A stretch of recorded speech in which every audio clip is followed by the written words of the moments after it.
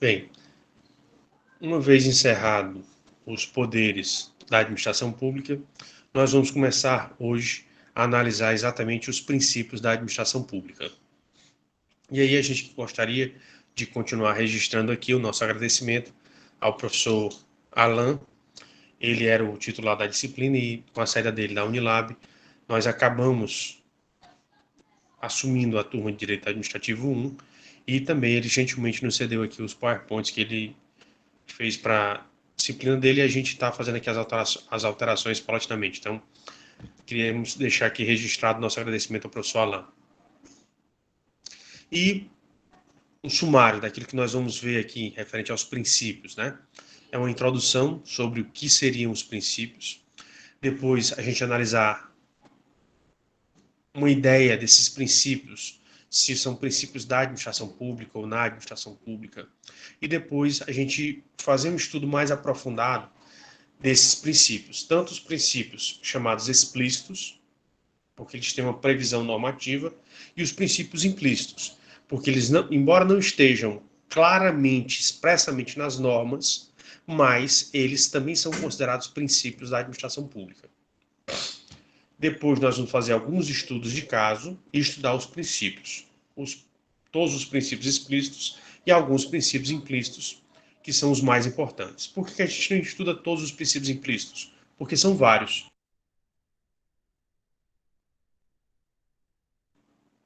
E por serem vários, a gente vai ter exatamente essa dificuldade. A gente nunca consegue reunir todos eles.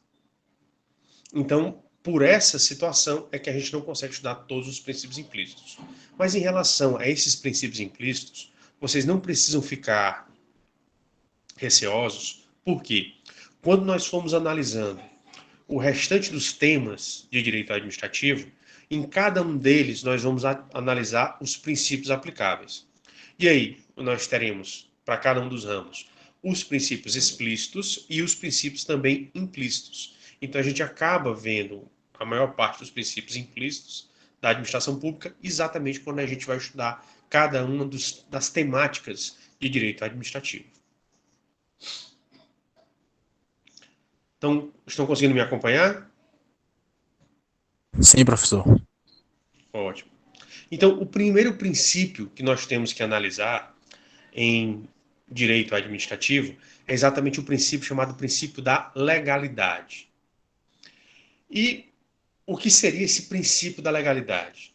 Ele está previsto no artigo 5º, inciso 2, da Constituição Federal Brasileira de 1978, onde ele diz: ninguém será obrigado a fazer ou deixar de fazer alguma coisa sendo em virtude de lei. Mas aí o que acontece? Por isso que eu sempre tenho dito para vocês, essa relação da pessoa com a lei, ela é feita de uma forma dentro do direito público e de outra forma dentro do direito privado. E você pode me perguntar, professor, como assim? É o seguinte, no direito público, o Estado, ele tem muitos poderes ou poucos poderes? Muitos poderes. Ótimo. Por esses poderes que o Estado tem, ele sempre o Estado, quando eu digo aqui, é a própria instituição e os governantes dessa instituição. Pois bem, o maior costume dos governantes é respeitar os súditos, os cidadãos, ou muitas vezes eles oprimiram, massacraram a população. No decorrer da história houveram muitas opressões. Então, por isso que a lei, quando ela foi concebida e aplicada na administração pública, ela é aplicada em um sentido e no direito privado ela é aplicada de outra maneira. Como ela é aplicada na administração pública? Na administração pública, as pessoas que estão dentro da administração pública, sejam os gestores, as pessoas que mandam, sejam os agentes, as pessoas que obedecem às ordens, as pessoas que executam as ordens, todos eles só podem fazer aquilo que está na lei. Professor, então quer dizer que se uma determinada atividade não estiver prevista em lei, para a administração pública é proibida? Exatamente. Então, o administrador público, aliás, tanto o administrador o gestor ou o agente, o executor, todos eles só podem fazer aquilo que está na lei. Se eles quiserem fazer alguma atividade ou fazer alguma coisa que não estão previstas em lei, é proibido. É expressamente, é terminantemente proibido. Professor, mas isso não é a mesma coisa que acontece no setor privado? Não. Porque no setor privado o entendimento é diverso. No setor privado, o que é que acontece? Uma pessoa do setor privado, ela tem menos poderes do que uma pessoa dentro do Estado. Então, por isso, essa pessoa ela pode fazer tudo aquilo que não esteja expressamente proibido pelo direito. Então, por isso que no setor privado vigora a ideia de licitude, ou a regra da licitude, onde o indivíduo do setor privado, seja ele uma pessoa física ou uma pessoa jurídica, pode fazer tudo, desde que não seja terminantemente proibido pelo direito, ou por uma das normas jurídicas existentes no ordenamento jurídico daquele país. Então perceba que se você é um indivíduo do setor privado, você só não pode fazer aquilo que é terminantemente proibido. Então, tudo demais, ou todo o restante, é permitido, você pode fazer. Existindo ou não legislação sobre aquele assunto, você pode fazer. Então, daí você vê que existe como a lei é aplicada, como as normas jurídicas elas são aplicadas no direito público é de uma maneira e no direito privado é de outra maneira completamente diferente. Ou muito diferente. Entendido essa primeira explicação?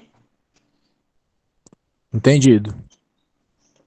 O segundo passo que nós temos, dentro do Estado, como qual é o poder do Estado? Vocês lembram? Qual é o poder do Estado?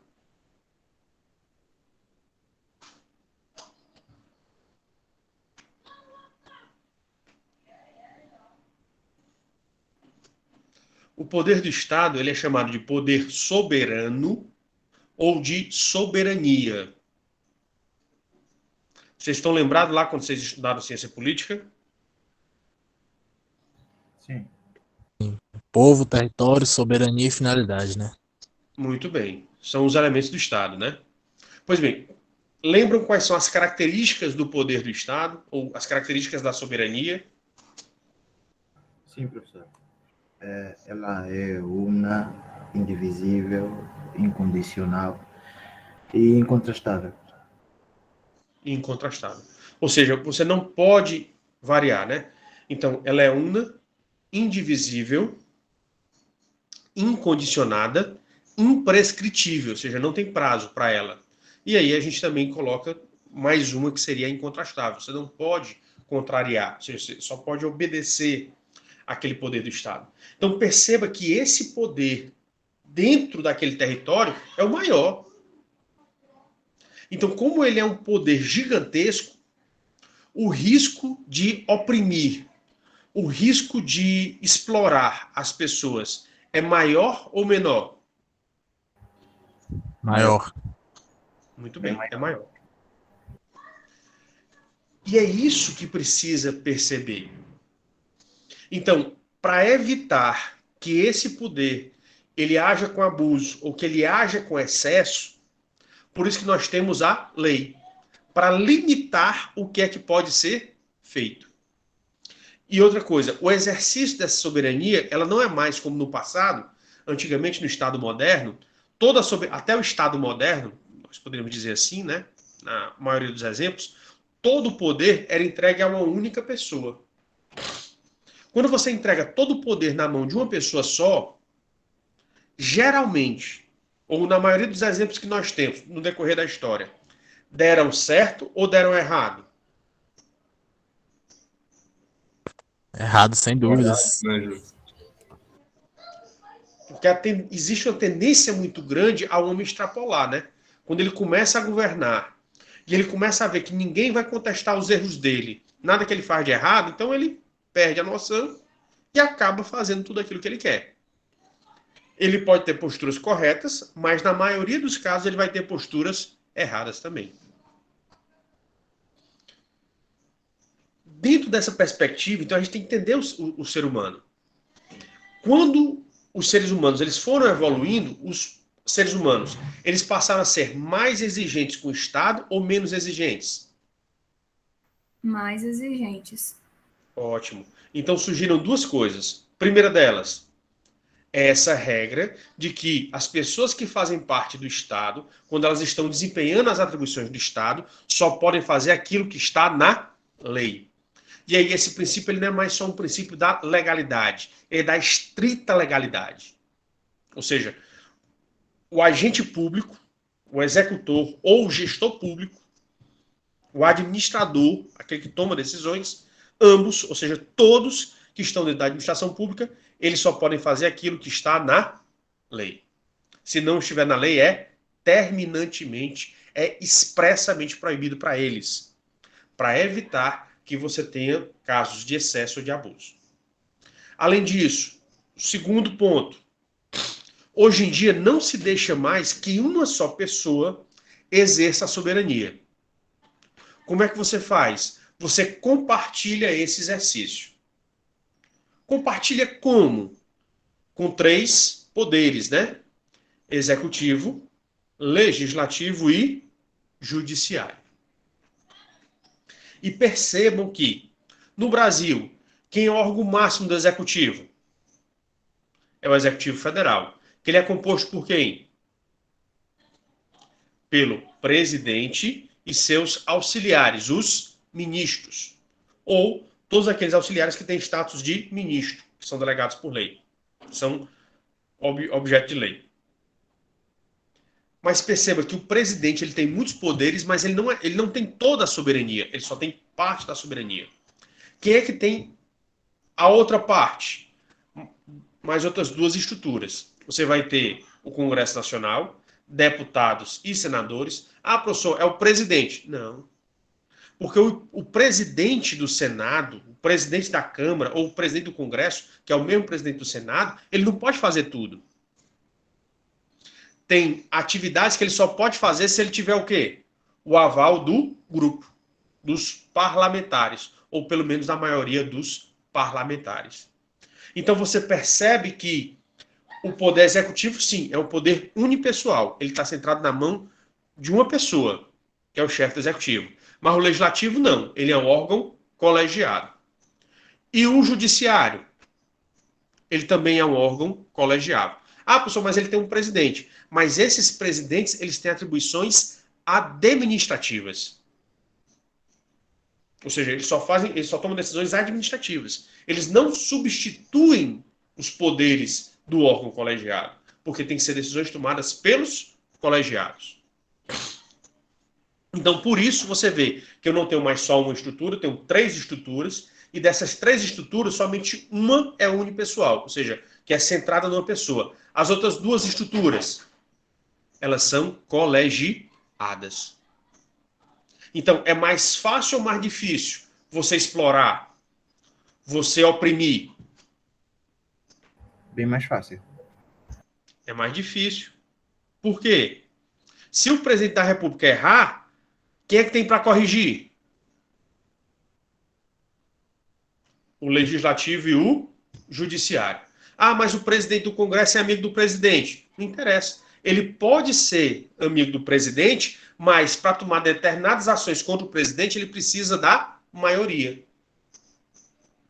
Ah, ele pode ser amigo do presidente, mas se a maioria do Congresso estiver contra o presidente, ele vai ter que tomar medida contra o presidente, ele queira ou não. Por quê? Porque ele está na presidência. Se foi decidido pelo colegiado, ele tem que cumprir. Ah, mas se ele bater o pé e não cumprir, não tem problema. Caçam ele ou suspendem ele e vai para o vice-presidente. Ah, se o vice-presidente não quiser, caça e vai para o segundo vice-presidente, até que um faça a vontade da maioria. A mesma coisa acontece no Supremo. Então, você verifica que com o decorrer da história, foram aprimorando as instituições exatamente para isso, para que os erros do passado, eles não sejam repetidos. Pode acontecer? Pode. mas é quando essas estruturas elas estão em crise e elas não conseguem desempenhar bem as suas funções. Porque a teoria que foi formulada e o cabedal jurídico ou o conjunto de normas jurídicas, ele foi sendo construído exatamente para evitar os excessos ou os abusos.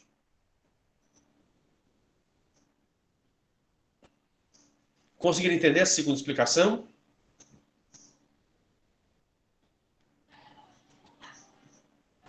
Ótimo. Se vocês tiverem alguma dúvida, pessoal, vocês podem perguntar, tá certo?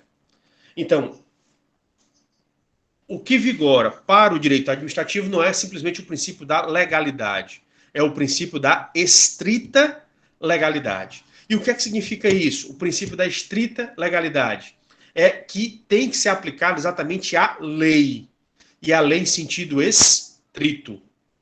Ou seja, não é qualquer norma que substitui a lei, é somente a lei, e a lei no seu sentido formal.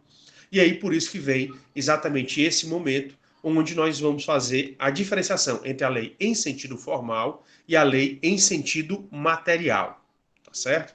Nós temos essas duas situações.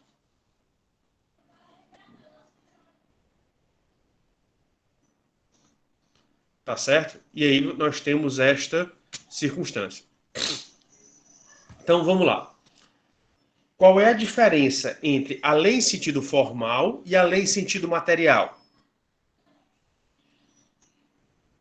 Veja bem, sempre que você fala sentido formal, é porque você está se apegando às formalidades, aos procedimentos. Sempre que você falar em sentido material, na verdade você vai atentar para o quê? Desculpe. Para o conteúdo. Então, você não se base no sentido formal, você vai para as normas, para a forma, para os procedimentos. No sentido material, você vai para o conteúdo. Então, o que você vai prestar atenção é exatamente no conteúdo. Por isso que você tem acepções, significados diferentes, tá certo? De um e de outro. Pois bem, então, quando você fala sentido formal, é como o sentido, a interpretação dela é mais restrita. E aí, quando é que você fala em lei em sentido formal? Você está se referindo àquela lei que é produzida pelo legislativo. É uma norma geral e abstrata, cuja a previsão da conduta ela foi feita pelo legislativo, sancionada pelo executivo. E aí ela se torna uma norma produzida pelo poder legislativo. Então, sempre que você fala a lei em sentido formal, é porque a forma dela é de lei, o conteúdo dela é de lei, o procedimento feito foi o procedimento que o seu ordenamento jurídico diz como são feitas as leis. Então, você está se baseando mais nas formas do que no conteúdo. Você está se baseando nisso. Quando você pega uma lei em sentido material, é como eu disse, o que você está se baseando é no conteúdo.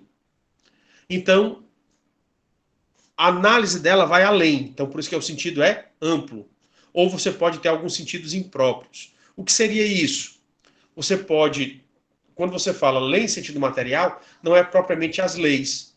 Você pode ter um decreto, você pode ter uma portaria, uma resolução, e você chamar de lei. Mas aí, quando você está chamando essas normas que não são leis de leis, aí você está tendo lei em sentido amplo. Aí você tem a medida provisória, você tem decretos legislativos, porque eles não são leis em si, mas eles são tratados como leis. Tá certo? Mas aí, qual é o seu foco? É a matéria, é a substância, é o conteúdo. Deixa eu ver se eu consigo explicar aqui melhor para vocês. Eu vou tentar explicar de uma forma bem simples. Então, digamos o seguinte. Você viajou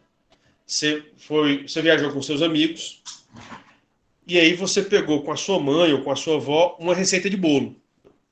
Vocês querem no café da manhã comer um bolo, no lanche da tarde comer um bolo, e aí vocês vão ter que fazer o bolo, né?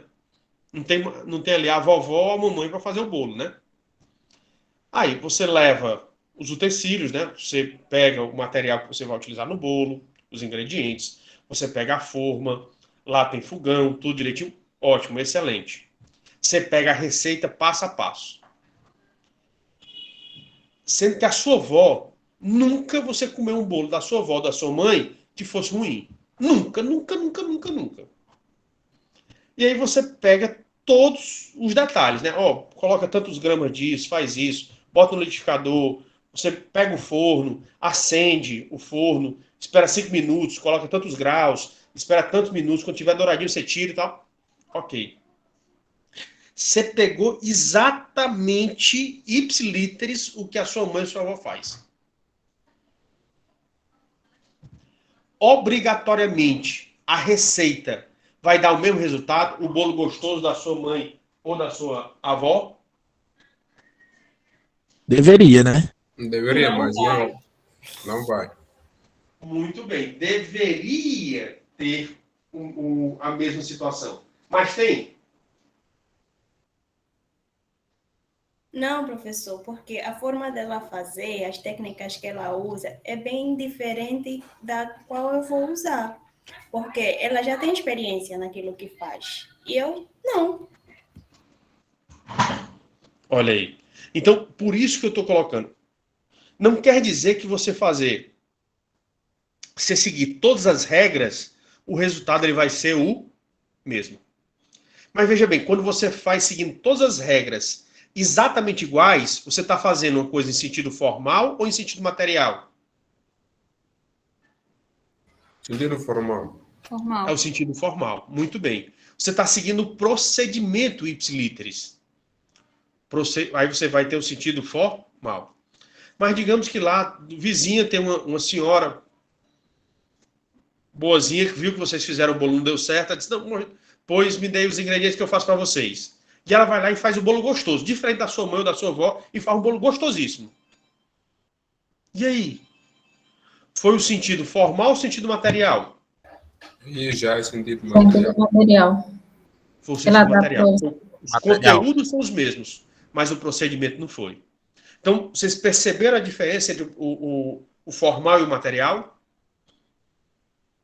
Sim, professor. Então, é exatamente isso. Mas aqui, no nosso caso, infelizmente, a gente pode deixar o Estado livre ou a gente tem que amarrar o Estado o máximo possível? O que é que Máximo vocês Tem que acham? amarrar, professor. Muito bem. Tem que amarrar o Estado o máximo possível. Essa é a ideia. Quando a gente deixou o Estado livre, o Estado respeitou. Eu sou um cidadão. Eu não tenho um mandato eletivo. Eu sou um cidadão comum e gosto de ser um cidadão comum. Não tenho ambições, pretensões políticas, nem nada disso. Então, eu que sou um cidadão comum, o que eu quero é o que o Estado esteja livre ou que ele esteja realmente bem amarradinho. Quanto mais amarrado, melhor. Quanto mais amarrado, melhor. Senão pode surgir abuso de poder. A correnta. Muito bem. A ideia que a gente deve ter é exatamente essa. Por quê? Porque se a gente deixar ele desamarrado, deixar ele livre, geralmente os governantes, eles agiram certo ou errado com a gente? Errado, né? Então, quanto mais amarrado, melhor. Porque eles têm menos possibilidades de fazer o mal para a gente. Então, por isso que quando a Constituição ela fala lá em lei, é lei em sentido formal. Entendido agora? Então, qual é a lei que a gente quer?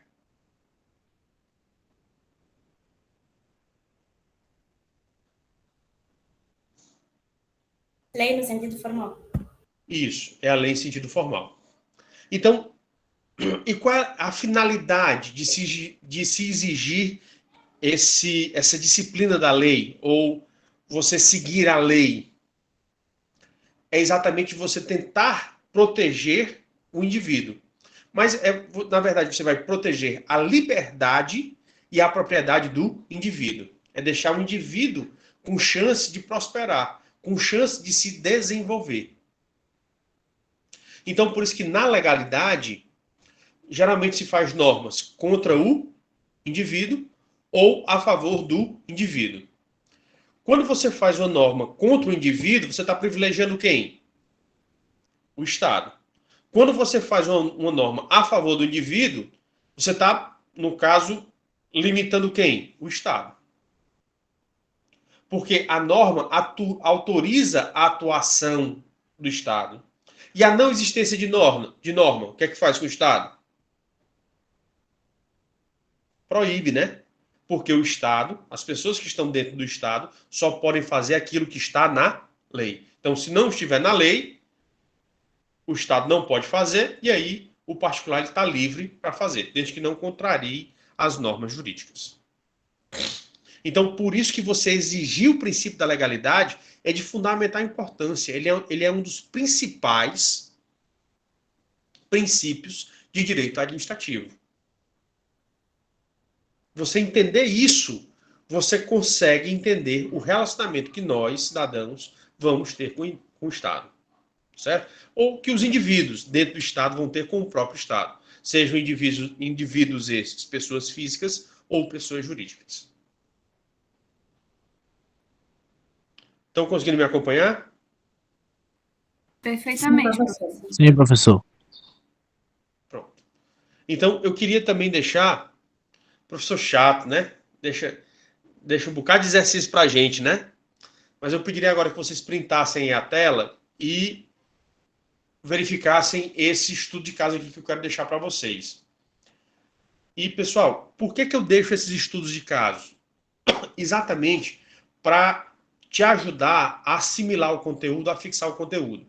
Porque você vai analisar se aquilo que você estudou, você está compreendendo de uma forma direita, ou se você não está compreendendo de uma forma direita. Tá certo? Então, por isso que eu sempre deixo esses estudos de caso para ajudar você ou assimilar o conteúdo, ou fixar melhor o conteúdo, tá certo? Então, vamos lá.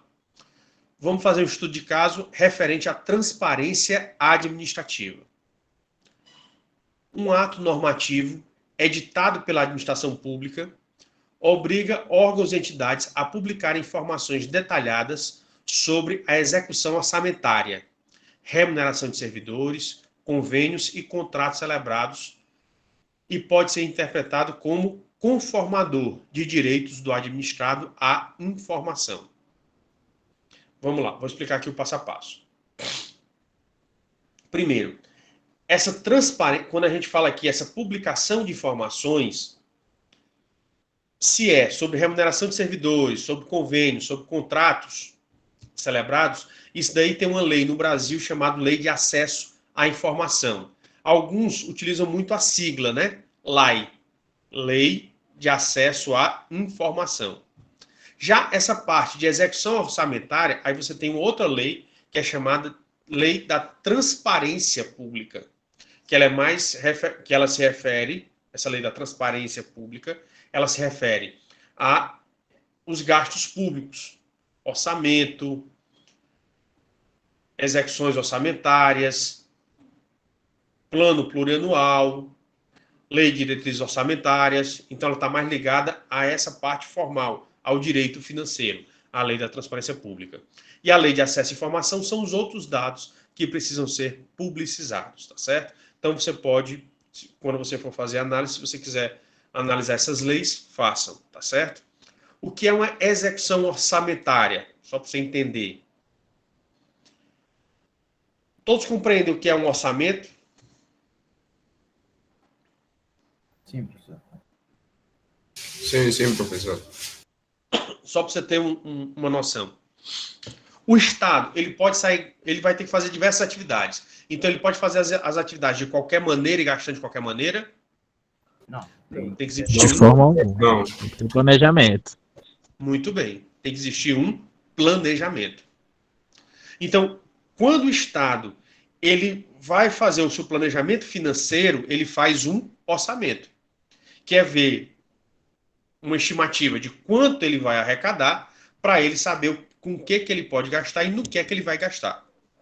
Agora, esse orçamento ele é feito durante o ano ou ele é feito uma previsão? Faz-se no outro para gastar no próximo? É feito no um para gastar no outro. Muito bem. Então, o orçamento de 2021 ele foi feito quando? 2020. Em 2020. Então, a execução orçamentária é isso. É você analisar se aquela previsão que foi feita e está dentro da lei orçamentária anual, pode chamar de LOA também, né? Pela sigla, ela está sendo feita. Ou seja, quando você vai analisar aquilo que foi previsto realmente está acontecendo da maneira correta ou errada. Então, isso é que você chama de execução orçamentária. Você acompanhar se aquilo que foi previsto do orçamento está sendo feito da maneira correta ou errada. A remuneração dos servidores é uma necessidade, porque você tem que saber quem trabalha para a administração pública e tem que saber quais são os valores. Só que aqui existe uma discussão, por quê? Se o servidor, hoje em dia, se todas as informações do servidor estiverem na internet, as pessoas que são mal intencionadas, elas vão aproveitar esses dados simplesmente para fiscalizar, ou vão ter pessoas que vão querer pegar esses dados para fazer crimes, para cometer crimes? Há muita gente que age por má fé e não seria... Exatamente. Então, por isso que você vai ter as informações sobre os servidores, mas você não pode ter todas as informações detalhadas. Por quê? Porque o servidor também tem a segurança e a intimidade dele, né? Imagine se tiver o CPF de eleitor, o RG, tudo na internet. Você tem um grande problema, né? Porque pessoas mal intencionadas, criminosos, podem pegar aquilo ali e falsificar documentos com as informações do servidor e sair fazendo empréstimo ou fazendo empresa, enfim, criando o maior número de golpes na praça. Então, por isso que esses dados dos servidores, eles têm as suas limitações.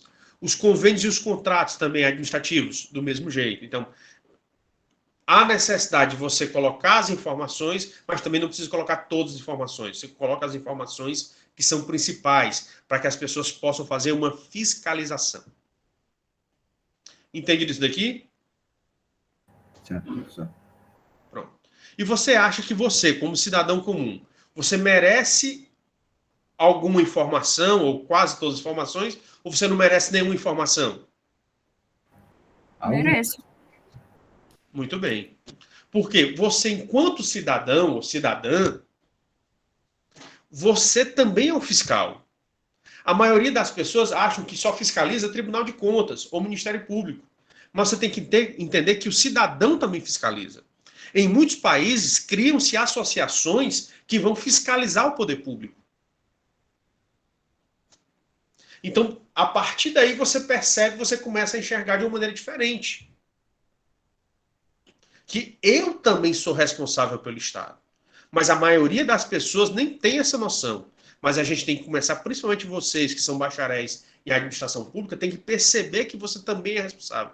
Ah, professor, mas eu ainda não fiz concurso público, eu ainda não faço parte do Estado. Não, você faz parte do Estado, sim. Você, enquanto povo, enquanto cidadão ou cidadã, você faz parte do Estado. E, enquanto parte do Estado, você tem todo o direito de fiscalizar o que é que o Estado está fazendo. Aliás, toda atuação do Estado é com que interesse, pessoal? É com interesse público, né? O bem comum. Exatamente. Ele atua em prol do bem comum e imbuído, baseado no interesse público. E você está dentro do interesse público? Sim, então. Muito bem. Então, como você está dentro do interesse público, você tem direito à informação.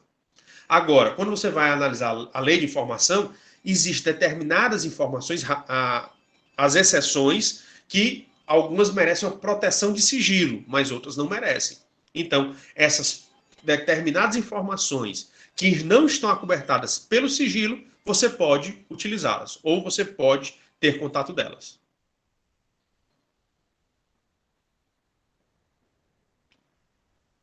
Entendido? Perfeitamente. Sim, professor. Ótimo. Então, vamos lá. Estaria a matéria, em face do princípio da legalidade, sujeito a tratamento original necessariamente por lei? Ou seja, para o administrador ele pedir isso da administração pública, tem que estar na lei ou não tem que estar na lei? Aí você vai analisar. Eu já dei muitas informações a respeito disso, né? Segundo, Na ausência de lei, a administração estaria impedida de, por iniciativa própria, editar ato normativo disciplinando a divulgação desses dados? Então, para fazer isso, precisa de lei? Se não tiver lei, pode fazer algum ato normativo para organizar ou realizar essa atividade? Esse é o ponto principal que a gente tem que analisar, tá bom? Certo, professor. Aí eu sugiro que vocês vejam, além dessas legislações que eu já citei, os livros de doutrina, principalmente de direito constitucional, que vão ajudar a vocês também. Então, além dos livros de direito administrativo, livros de direito constitucional sobre esse assunto que vão ajudar vocês a resolver isso daí. Alguém gostaria de fazer alguma pergunta a esse respeito?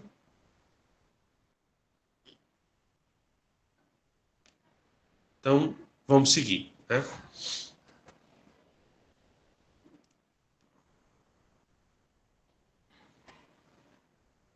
Pronto. Referente à finalidade. Então, qual seria a finalidade do princípio da legalidade? O que é que vocês acham?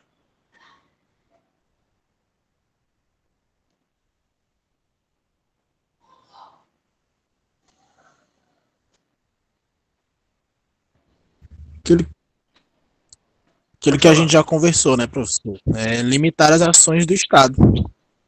Muito bem. Então, quando você limita a ação do Estado, tudo tem um efeito, né? Quando você limita a atuação do Estado, você está liberando quem? O cidadão. Muito bem. O indivíduo, né? Que aí você tem o cidadão, tem as pessoas jurídicas. Então, é exatamente essa. Quando você lida com o princípio da legalidade, você tem que ver que como o Estado ele gerencia a comunidade, a sociedade, cada vez que você limita o Estado, você está liberando as pessoas que fazem parte da sociedade. E, por sua vez, quando você fortalece o Estado, você limita as pessoas que fazem parte da sociedade. É sempre nessa relação inversamente proporcional, né? Quando você aumenta um, desce o outro, e vice-versa, tá certo? A relação sempre vai ser essa, inversamente proporcional, tá bom? E a relação desse princípio da legalidade com esse princípio da reserva legal, ou esse princípio da estrita legalidade. Então, como o Estado ele tem muito poder sobre as pessoas que estão dentro do seu território, ou seja, que estão debaixo do seu poder, então o que acontece? Como os governantes eles já fizeram tomaram muitas atitudes contrárias, então, por isso que com o decorrer do tempo,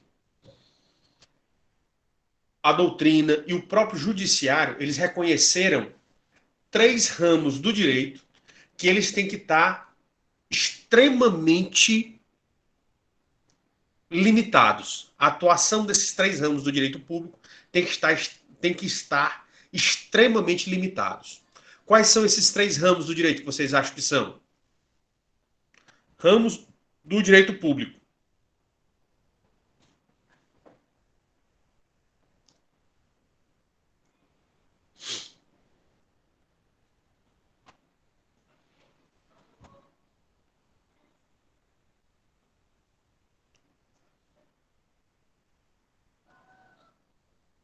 O penal, muito bem, Frederico. Um é o direito penal, que lida com a liberdade dos indivíduos, né? Então, direito penal. O outro eu já falei hoje. O ramo que a gente está estudando, né? Qual é o ramo que a gente está estudando? O direito administrativo. E o outro é aquele que mexe com o órgão mais sensível do corpo do ser humano. Qual é o órgão mais sensível do ser humano? Qual é? Tributário, muito bem. É o bolso. Bolso. É o órgão mais sensível do ser humano, né?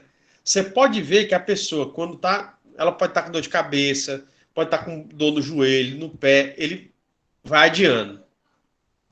Mas mexeu no bolso, no instante a pessoa pula, né? E vai arranjar confusão. Porque mexeu no bolso, então o bolso é o órgão mais sensível do ser humano. Então, são exatamente esses 3 ramos do direito público que eles são extremamente limitados. Penal, por conta da liberdade do indivíduo. Administrativo, a relação do Estado com o indivíduo, para você não voltar àquela relação de opressão, de ditadura do passado. E o tributário, as rendas, né, do indivíduo. Então, penal, administrativo e tributário. São esses 3 ramos.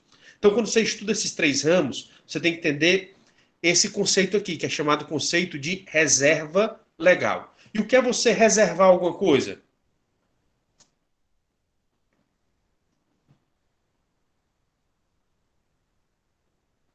Guardar, Reservar professor. Como eu vi, uma falou mandar e a outra falou o quê? Guardar. Guardar, professor. Guardar. guardar. Exatamente. Você guardar, separar, né? Ou seja, não, isso daqui só pode ser tratado por lei. Então, quando você diz só pode ser tratado por lei, aí você está fazendo a chamada reserva legal. Ou seja, são aqueles assuntos que só podem ser tratados, que só podem ser disciplinados por lei. Então, por isso você tem esses 2 tipos de reserva legal. A reserva legal absoluta e a reserva legal relativa. Qual é a diferença entre elas? Reserva legal absoluta quer dizer que aquela determinada matéria ela só pode ser tratada por lei em sentido formal. O que quer dizer isso? Tem que ser a lei mesmo, ou seja, aquele ato que é feito pelo poder legislativo e segue o trâmite, segue o procedimento descrito nas normas que regulamentam a atividade do legislativo. No caso brasileiro, essas normas que regulamentam a atividade do legislativo brasileiro, elas são fundamentadas aonde? Aqui no Brasil. Elas estão fundamentadas na Constituição. Pode ter diferença em outros países? Pode. No Brasil, o procedimento normativo para a elaboração de determinadas normas, as normas mais importantes do Estado, as regras gerais estão exatamente na Constituição Federal.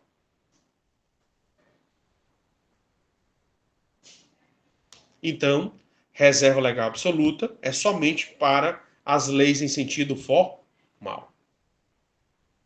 Quando você fala o oposto, que é a reserva legal relativa, aí você vai admitir, ou seja, você vai aceitar outros tipos de normas que não são lei, mas que podem ser tratadas como lei. É o caso de decretos legislativos, de resoluções do Senado e de medidas provisórias. Por quê? Essas 3 espécies normativas, elas são normas, mas elas não são leis. Entretanto, a Constituição chama essas normas de quê? Aliás, determina que essas normas, mesmo não sendo leis, vão ter força de lei. E o que é que significa essa expressão, ter força de lei? Elas são tratadas como lei, professor. Muito bem. Então, elas devem ser tratadas como lei. Mas por que elas devem ser tratadas como lei? É porque, na verdade, elas não são lei, mas por determinação constitucional, elas vão ser tratadas como lei.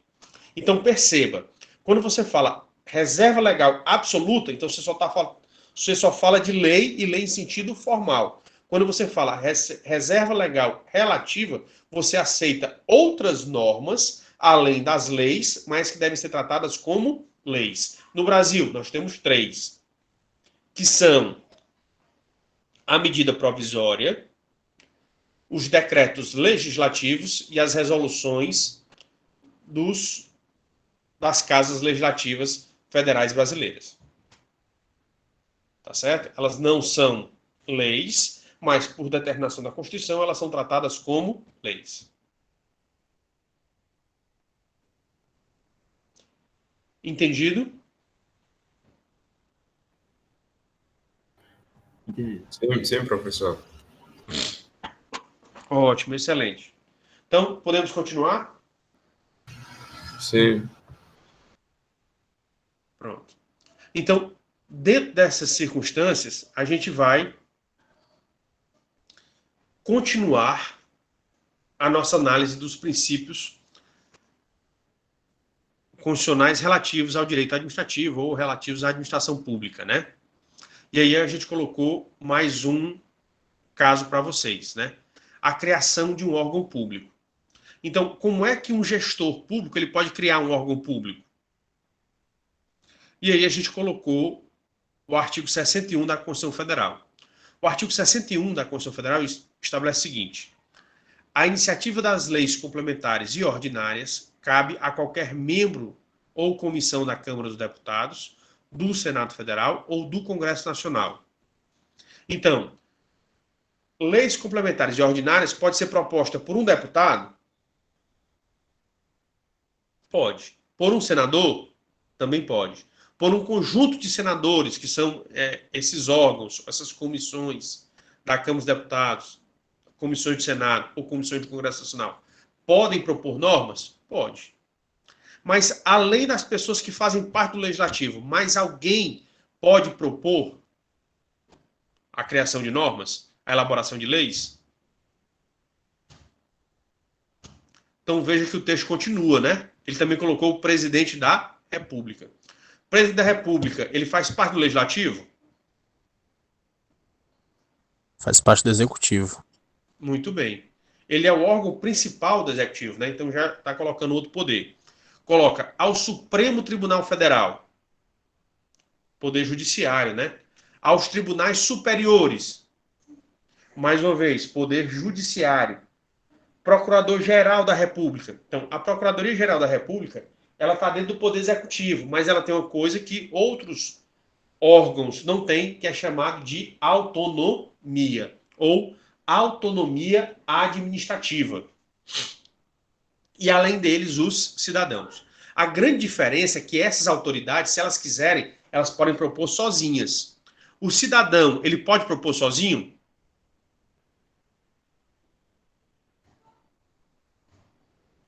Eu O acho que professor pode. A pressão popular é um dos principais propulsores da criação, né, de políticas públicas, por exemplo. Muito bem. Mas o problema é que, quando você fala do cidadão, ele não pode propor sozinho. Veja que um deputado só ele pode propor sozinho, um senador só ele pode propor sozinho, mas o cidadão sozinho ele não pode. O cidadão, na verdade, nunca pode ser proposto por um cidadão só, é sempre por cidadãos, ou seja, um conjunto de cidadãos. E aí você tem a chamada participação popular, e a participação popular está regulamentada na Constituição Federal.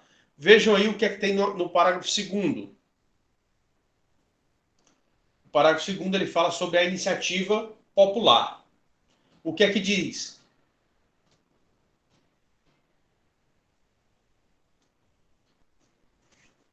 A iniciativa popular pode ser exercida pela apresentação à Câmara dos Deputados de lei subscrita por, no mínimo, 1% do eleitorado nacional.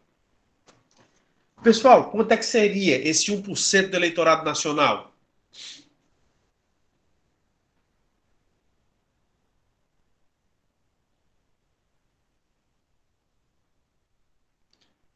Acho que está beirando hoje em dia 1 milhão de pessoas, né? Eu acho que é 1 milhão e pouco de pessoas.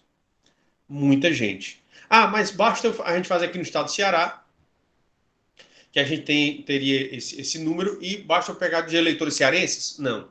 É 1% do eleitorado nacional, distribuído por pelo menos 5 estados. Ah, então eu vou fazer o seguinte, eu vou pegar esse 1% todo aqui do estado do Ceará, pegar uma assinatura de um eleitor do Pernambuco, outro do Maranhão, só de um do Maranhão, um do Piauí e um da Paraíba. Pronto, formou 5.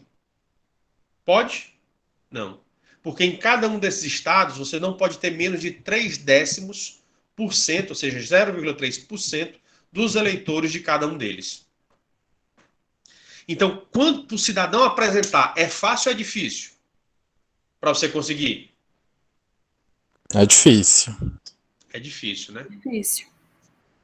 Pessoal, e por que o senador sozinho ou o deputado sozinho ele pode propor e o cidadão sozinho não pode? que ele é o representante do povo, né? Então ele já tá lá representando entre aspas, uma grande parcela, né? Vamos colocar assim. Exatamente, ele é um mandatário. E aí ele já tem a função de representação, ou seja, está dentro das atribuições dele. Muito bem, Gabriel. Você conseguiu lembrar exatamente.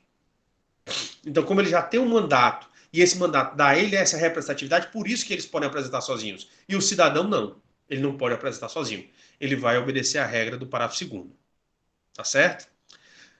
Mas aí o que a gente quer é a criação de um órgão público. Vamos para o parágrafo 1º. São de iniciativa privativa do presidente da República as leis que: 2. Disponham sobre a criação de cargos, funções ou empregos públicos na administração direta e autárquica ou aumento de sua remuneração. Não é o caso que a gente está falando aqui, né? Servidores públicos servidores públicos da União e territórios, seu regime jurídico, provimento de cargos, estabilidade e aposentadoria. Também não é o caso. A linha E. Criação e extinção de ministérios e órgãos da administração pública, observado o disposto no artigo 84, inciso 4 da Constituição Federal. Então, veja bem, quando fala lá o caput do parágrafo 1º, são de iniciativa privativa do presidente da República. Você viu lá em cima no caput do artigo 61, várias pessoas podendo propor essas leis, ou esses projetos de lei. Mas nesses temas aqui, que estão no inciso 2, as alíneas de A a E, qualquer pessoa pode propor ou só o presidente da República?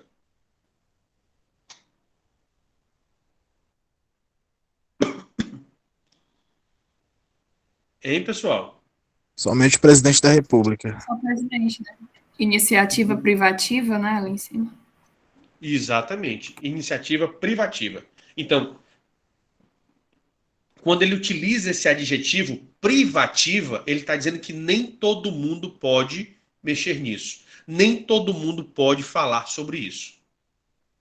Então ele está restringindo. Ele está restringido a quem? Somente ao presidente da República. Então, os cidadãos podem fazer isso? Um senador pode propor uma lei com esses temas? Ou um deputado? E aí, como a gente falou... Não né? podem. Muito bem. Nós temos aí o artigo 84, né? Compete privativamente ao presidente da República, de novo, né? 4. Dispor, mediante decreto, sobre organização e funcionamento da administração federal, quando não implicar aumento de despesa, nem criação ou extinção de órgãos públicos.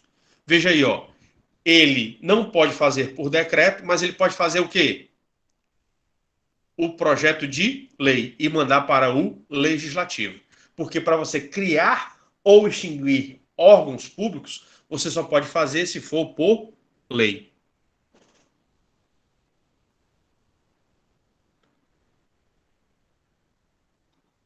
Tá certo? E aqui a gente está falando de decreto. O artigo 84, inciso 6, ele fala de decreto. E o artigo 61, parágrafo 1º, ele fala de lei. Então, são duas normas diferentes. Tá certo? Entendido aí?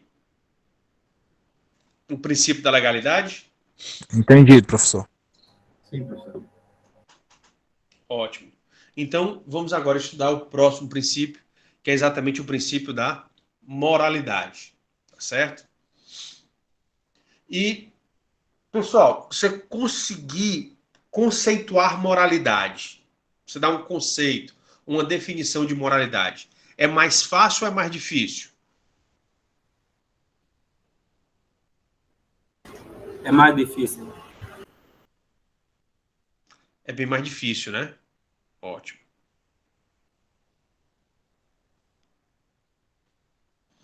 Então, por isso que a gente está colocando aqui tanto esse julgamento do Supremo Tribunal Federal, que ele vai falar sobre moralidade, né? É um julgamento que ele fez baseado nesse princípio, o princípio da moralidade. Vocês podem ver aí que é ADC é ação direta de constitucionalidade. Número 12, de 1º de setembro de 2006.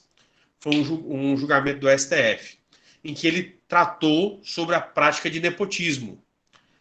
Vocês sabem o que é nepotismo? Sim. Pronto. Então, o que é, pessoal, nepotismo?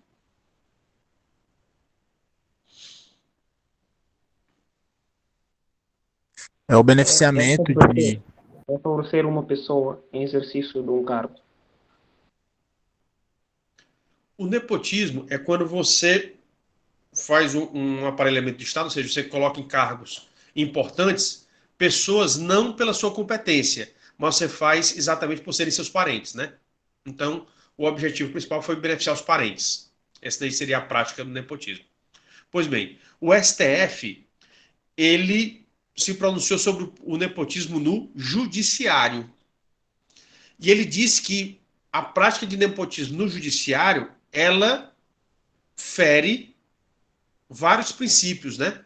Dentre eles, o princípio da impessoalidade, da eficiência, da igualdade e da moralidade. Ou seja, a moralidade é um dos que feriria, essa prática de nepotismo, ela fere a moral administrativa. Ok.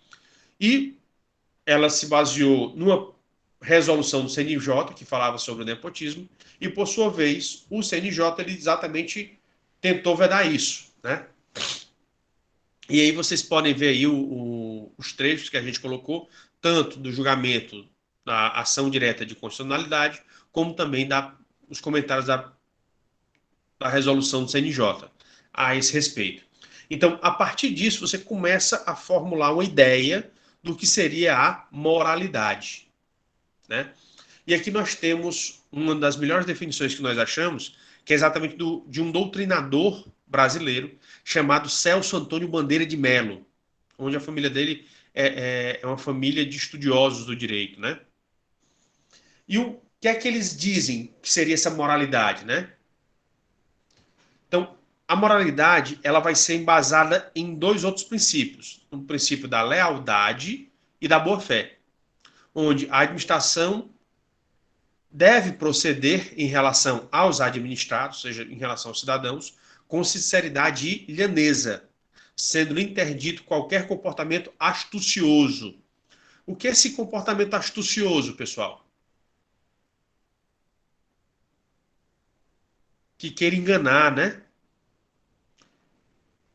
Produzido de maneira a confundir eivado de malícia. A malícia é exatamente esse sentido de querer enganar, de querer ludibriar, né?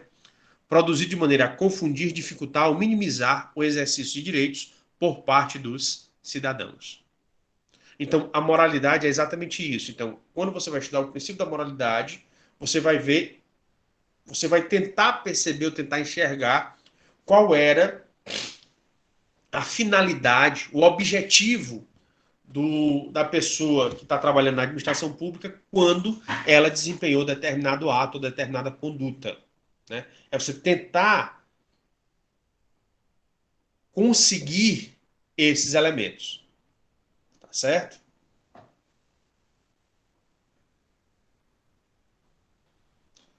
Com esse conceito aqui, ajuda vocês a entenderem melhor ou vocês ainda continuam na dúvida sobre o que seria essa moralidade ou o que seria essa moral administrativa? É porque acho que a gente percebe a moralidade como algo muito Se eu subjetivo, né? pudesse- Pode falar, Débora. Você está correto, Gabriel. Realmente, nós verificamos a moral como uma questão muito subjetiva. Mas se você verificar esse conceito do professor Celso Antônio de Mello, ele está lhe dando conceitos mais objetivos, que têm um certo grau de subjetividade, mas eles são mais objetivos, para você tentar compor a sua ideia de moralidade, tá certo? Então, ele te dá mais elementos para você compor essa ideia de moralidade, tá certo? Diga, Débora, pode falar.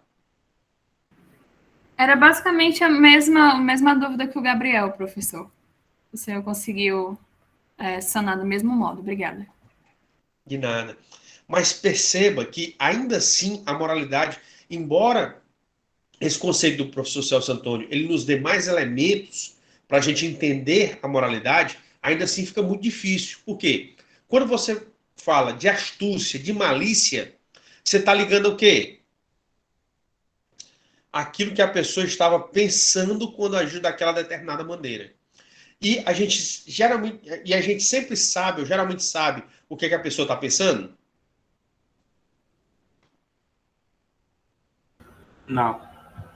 Não dá, né? Mas a gente tem como conseguir compreender isso? Sim. Tem. Hoje em dia você tem elementos, né?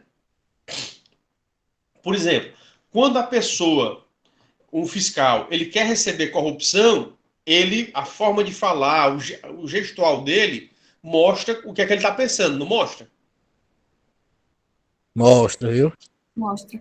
Cabe até o exemplo que o senhor estava falando sobre a análise comportamental que aquele juiz fazia, né? Exatamente. Então, na moralidade, a grande dificuldade que as pessoas têm de avaliar a moralidade é exatamente isso, porque ela envolve muita subjetividade. Ah, professor, é difícil, então. Não. Aí você vai ter que utilizar outros fatores para tentar entender. Agora, se você não conseguir comprovar, você não pode aplicar. Mas se você conseguir, por exemplo, essa questão comportamental, se você mostra a situação comportamental, você tem um laudo de um psicólogo ou de um psiquiatra avaliando a atividade comportamental, você tem um vídeo, e no vídeo você pode avaliar essa questão comportamental da pessoa, você consegue fazer essa aplicação. Agora, você consegue fazer isso daí sempre? Não, realmente é mais difícil e nem em todos os casos você consegue fazer isso. Mas você pode conseguir? Pode. Você tem condições de conseguir atualmente.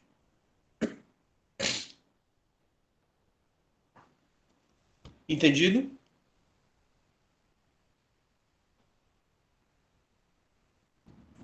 Sim, professor, perfeito. Bem, então vamos lá, né? E aí eu queria colocar aqui uma atividade para vocês na próxima aula. Mais uma vez. Qual é o intuito? É exatamente que vocês façam essas análises. E aí eu peguei 3 casos que são muito conhecidos, né? Então, o caso da nomeação da ex-presidente Dilma, do ex-presidente Lula para ser ministro dela, ocorrido em 2016. A gente analisar essa moralidade, né? Então, essa nomeação, ela ocorreu dentro da moralidade ou fora da moralidade administrativa, desse princípio da moralidade? Do ministro Moreira Franco, em 2017, sendo que a gente vai ter que atentar para o seguinte. Em 2016, quem era presidente era a Dilma Rousseff. Em 2017, quem é que estava no cargo de presidente da República? O Temer, né? Falando. Muito bem. Era o Michel Temer. Muito bem. A Dilma já estava afastada, né? E era o Michel Temer.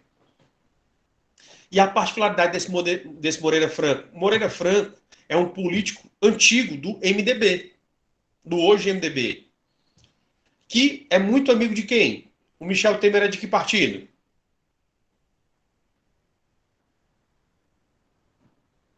Ou ainda é, né?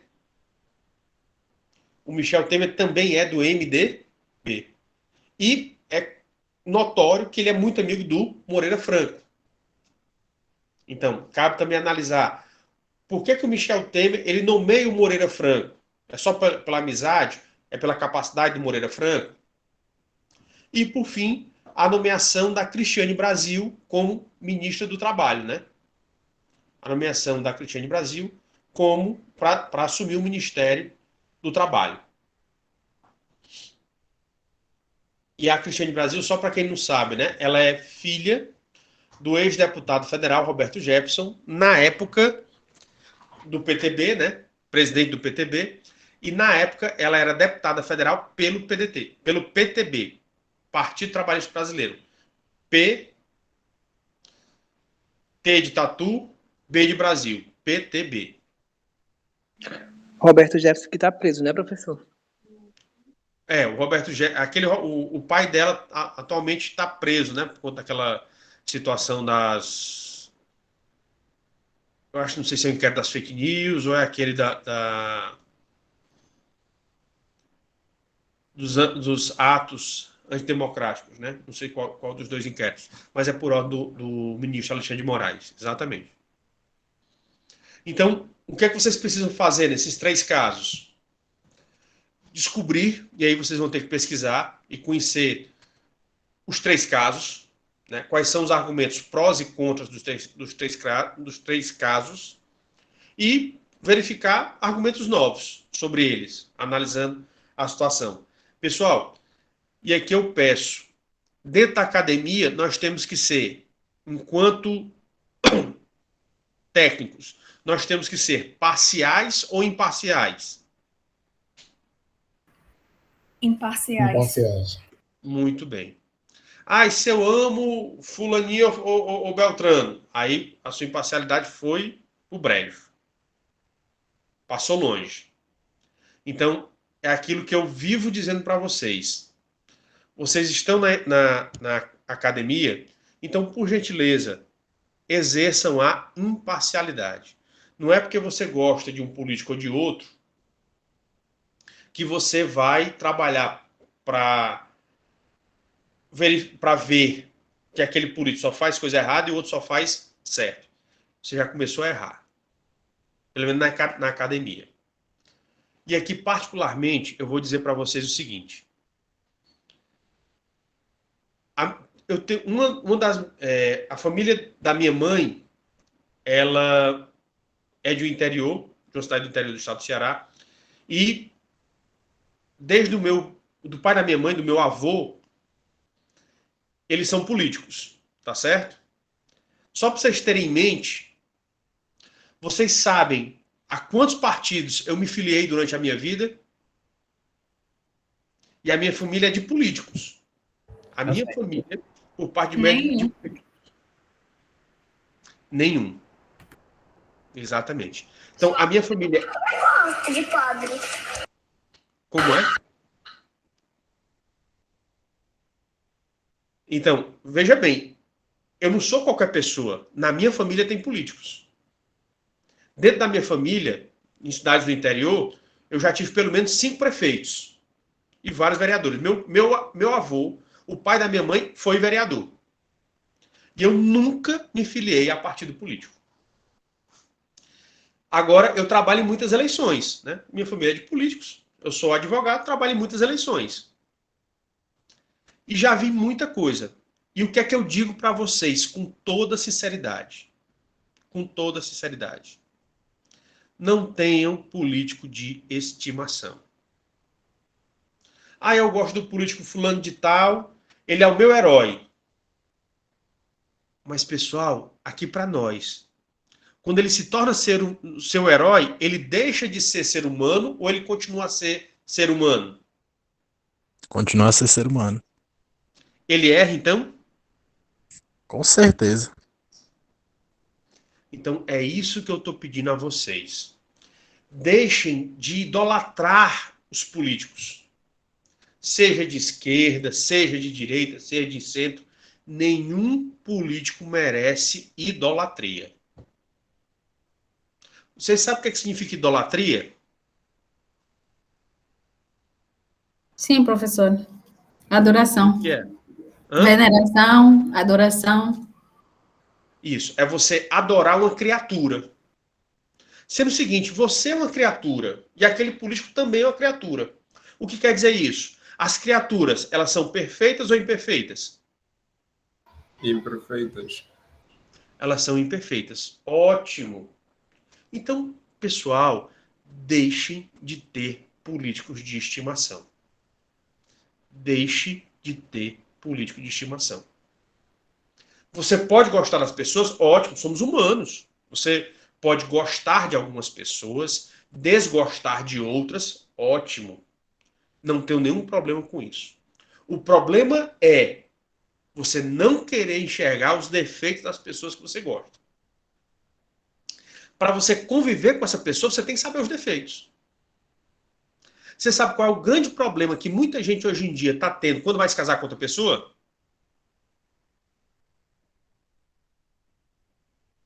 É porque você não se faz a pergunta se você pode suportar aqueles defeitos para o resto da sua vida.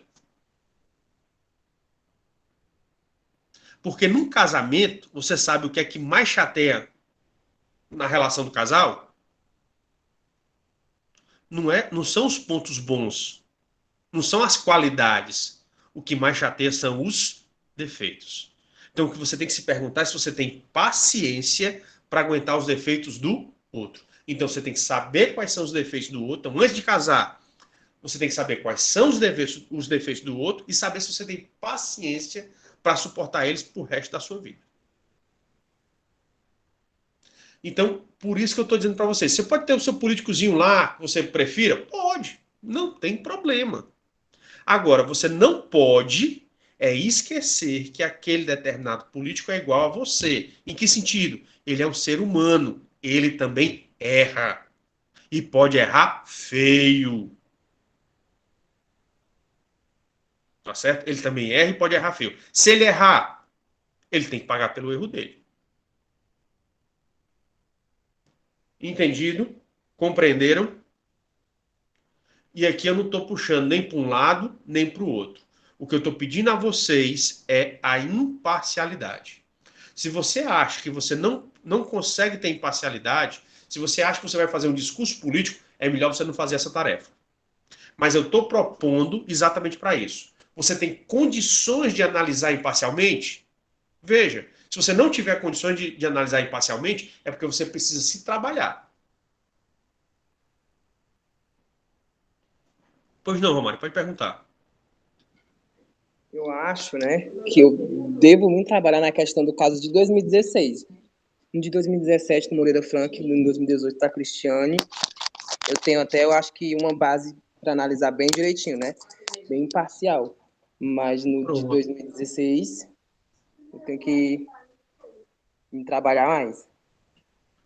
Não tem problema. Mas o que eu estou lhe mostrando é... Porque o que acontece? Pessoal, para mim me trabalhar, porque o que acontece? Todos nós temos defeitos? Sim. Temos. Mas para mim conseguir trabalhar o meu defeito, qual é o meu primeiro passo? Reconhecer o defeito. É reconhecer o defeito. Entendeu? Então, serve de um primeiro passo. Então, Romário, você foi muito corajoso de falar isso. Ok. E eu peço a Deus que você tenha coragem de o quê? De enfrentar essa situação. Poxa, mas será que essa minha relação com essa pessoa, ela está sendo saudável ou não está sendo saudável? Porque o grande problema é isso. Né? E o que acontece? Toda relação que a gente tem, ela tem que ser equilibrada.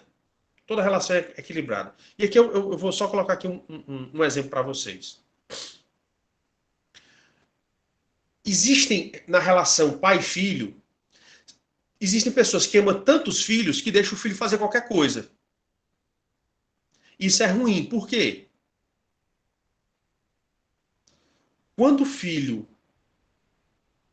ele só vai conviver com você ou ele vai conviver com outras pessoas? Ele vai conviver com outras pessoas. E quando ele não estiver com você, com outras pessoas. Então ele tem que estar preparado para conviver com as outras pessoas? Tem. E todo mundo vai ser bonzinho com ele? Todo mundo vai querer proteger ele? Não, né? Então é exatamente isso. Então você proteger demais é errado. Você proteger de menos também é errado, porque ele está sob sua responsabilidade e você não protegeu. Então, por isso que tudo é questão de equilíbrio. Tá certo? Se você analisar, todas as nossas relações humanas, elas têm que ser equilibradas. Porque se alguma relação ela não for equilibrada, vai dar problema.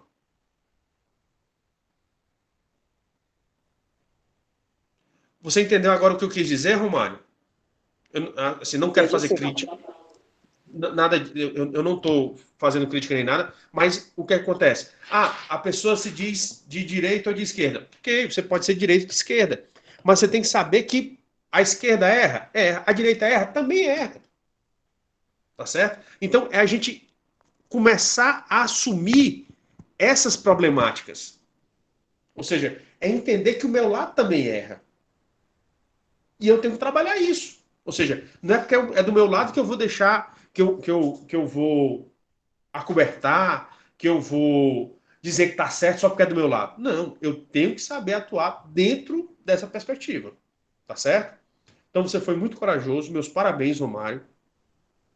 E eu peço que, assim, você conseguindo fazer em relação ao Moreira Franco e a Cristiane Brasil, Ótimo, porque aí o que acontece? Quem sabe daqui a 2 meses, 3 meses, você não vai refletir naquilo que a gente está conversando agora, e depois de refletir aquilo que a gente está conversando agora, você não diga, poxa, eu vou tentar fazer para ver se eu consigo fazer direito. O que é que você acha? Perfeito, professor. Perfeito. Então, e a gente tem que entender uma coisa, as pessoas elas cobram muito uns dos outros, só que cada um tem o seu tempo. O grande problema é que eu não quero ver o outro. E eu tenho que ver o outro. O que é conviver? É como eu disse para vocês. Na convivência, eu não vou prestar atenção na qualidade. Eu tenho que prestar mais atenção no quê? No defeito. Você acha que a maioria das brigas, elas acontecem por conta dos defeitos ou das qualidades? Defeitos. E só tem duas coisas para você lidar com respeito: paciência e respeito. Só tem duas coisas para você lidar com o defeito: é paciência e respeito. Porque, como eu disse, cada pessoa tem o seu tempo. Eu acho que o que está prejudicando muito as relações humanas hoje em dia é porque as pessoas não estão olhando muito para si e não olhando para os outros. Por isso que a gente está tendo essas situações que a gente tem hoje em dia. Tá certo? Então, Romário, você foi muito corajoso. Peço a Deus que lhe ajude nessa caminhada e que você vai enfrentando as situações. É passo a passo, né? E eu acho que nós, seres humanos, a gente tem exatamente essa situação. É desenvolver ao longo do tempo. Se vocês pararem para pensar, e aqui eu vou colocar situações que acontecem, né? Geralmente, o que é que acontece? Você é obrigado a conhecer tudo? Não. A vida está aí para nos ensinar. Então, eu tenho que aprender as lições de vida para me ir melhorando. Mas tem um discurso de algumas pessoas que elas não entenderam como é viver, né? Ah, eu sou assim mesmo, quem quiser é assim, quem não quiser, pode-se embora.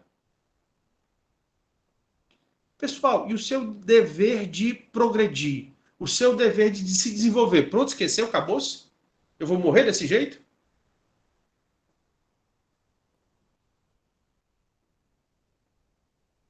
Então, tem muita situação que se fala hoje em dia que não é realmente a verdade. Não está de acordo com a nossa essência, com o nosso espírito. Tá certo? E o que eu vejo é isso. Desculpe aqui alguém que não gostou dessa abordagem, mas eu acho que professor não é só você passar lições da matéria, do conhecimento, mas também lições de vida, para a gente começar a prestar atenção em algumas coisas. Eu também posso estar errado, como eu falei para vocês. Eu também tenho que ser questionado. Mas a gente começar a refletir sobre as situações que nos cercam, sobre aquilo que está ao nosso redor. Tá certo? Ok? Então, vamos continuar aqui. Então, agradeço a atenção de vocês, a paciência e a contribuição de todos vocês, tá bom? Mas eu queria que realmente vocês fizessem o seu melhor. Ah, professor, precisa... Não. Mas o fazer isso, o que acontece? Como vocês são estudantes de administração pública, vocês estão pouco habituados com o direito. Então, como vocês estão pouco habituados com o direito, esse exercício aqui vai ser mais fácil ou mais difícil para vocês? Mais difícil. Muito bem. Mas se você nunca fizer, ele vai continuar sendo o quê? Difícil. Se você começa a fazer, cada vez que você faz, cada vez que você estuda, ele vai se tornando mais fácil. Você vai compreendendo melhor aquela situação. Compreendido? Professor, Diga, pode falar. só saltar um ponto, né, que eu fiquei pensando aqui. É curioso como o Estado ele tem esse poder de exercer a soberania, né? E o fator da coercibilidade meio que regir, né, a situação. E como que essa via da idolatria é um caminho perigoso, sabe? Então é interessante como a coercibilidade e a idolatria meio que andam em caminhos juntos, mas elas vão agir de maneiras diferentes, né? Ou você vai se cegar por questões por medo, ou você vai se cegar por conta da sua veneração, né, a quem está ali no poder. Exatamente. Outra coisa, pessoal, aconteceu comigo com a minha esposa. Eu tenho uma tia minha que ela tem uma deficiência mental. E aí, hoje em dia, depois que a minha avó faleceu, os encontros de Natal da minha família, do meu pai, tem sido aqui na minha casa, né? E aí a minha tia está se sentindo muito sozinha, que vivia com a minha avó, e ela disse, olha, e ela vive também com essa minha tia que tem deficiência, né? Disse, olha, eu queria, mas só faço a exigência. A sua tia, ela gosta de um bolo que é feito por uma determinada confeitaria, e o nome do bolo é esse. Tá certo. Eu falei com ela, e ela falou comigo, minha esposa, normal, tranquilo, para os preparativos para a comemoração natalina, já que a gente está em dezembro, né? E tudo mais. E o que foi que aconteceu? Eu não tenho o Facebook no meu, nem o Facebook nem o Instagram no meu celular, mas a minha esposa tem. Quando ela foi acessar as redes sociais dela, o que foi que apareceu? O bolo. Exatamente. Da confeitaria que ela falou e o bolo que foi falado. Que tinha, então, tanto no Instagram quanto no Facebook. E o celular estava na mesa, estava ligado, mas ele não estava sendo ativo. Ou seja, ele estava em stand-by. Isso quer dizer o quê? Nós somos... O foi hackeado. E nós estamos sendo fiscalizados por quem? Pelo antigo Facebook, que hoje, por conta da propaganda ruim, o cara trocou o nome, né? E agora chama Meta, né? Mas vocês perceberam? Então, muitas vezes a gente é manipulado e nem sabe que está sendo manipulado. A gente ainda está sendo... A gente é manipulado e ainda está sendo enganado que aquelas decisões que a gente está tomando são nossas. Quando, na realidade, a gente sofreu toda uma manipulação. Gabriel, muito obrigado também pela sua participação. Foi importante para você ver essas questões e que a gente... assim, é importante você ter lado? Eu acho que é importante você ter lado. Mas é importante também que a gente não siga os nossos lados cegamente, no sentido de não poder avaliar também os nossos erros, porque a gente só evolui, a gente só se aprimora se a gente também souber dos nossos erros. Tá bom? E aqui eu não estou protegendo nem lado A, B, C ou D. Não. Eu acho que é uma situação... É tudo que eu falei para vocês. Até hoje eu não me filiei a partido político. Eu não gosto muito de político, embora eu trabalhe com um bocado deles, mas eu vejo a situação. Em relação humana é difícil. Né? Então, tem político honesto, político gente boa? Tem. Pesquise as vidas.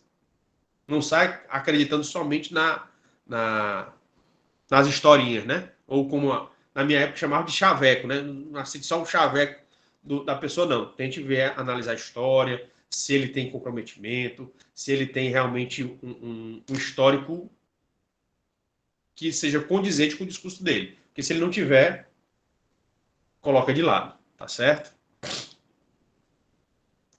Tudo bem, pessoal? Então, continuando. A primeira atividade de vocês é pesquisar. A segunda, como eu disse, é manter a neutralidade e a imparcialidade, pelo menos a priori, porque quando você vai estudando, aí você vai tentando, tecnicamente, ver se aquela atividade ela foi correta ou errada. Então, você vai assumindo o lado. Mas você vai assumindo baseado em quê? Não em critérios subjetivos. Ah, porque eu gosto, porque eu amo isso aqui. Não. É em critérios objetivos, certo? Eu queria que vocês se baseassem, fizessem as análises baseadas em critérios objetivos. A academia não é local de discurso político, tá bom? A academia não é local de discurso político. É analisar objetivamente. E aí vir preparado para defender aleatoriamente qualquer dos lados, em debate com outra pessoa, né? Que eu queria exatamente isso, que vocês colocassem as situações, e aí eu queria que uns defendessem, outros acusassem, exatamente para a gente ver a situação e tentar chegar a um denominador comum. Tá certo? Tudo bem? Por favor, faça aí um print aí da tela, tá bom?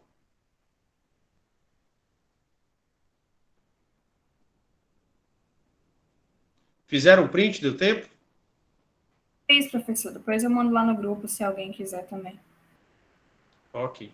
Eu agradeço. Então, Alguém tem mais alguma dúvida sobre o princípio da moralidade?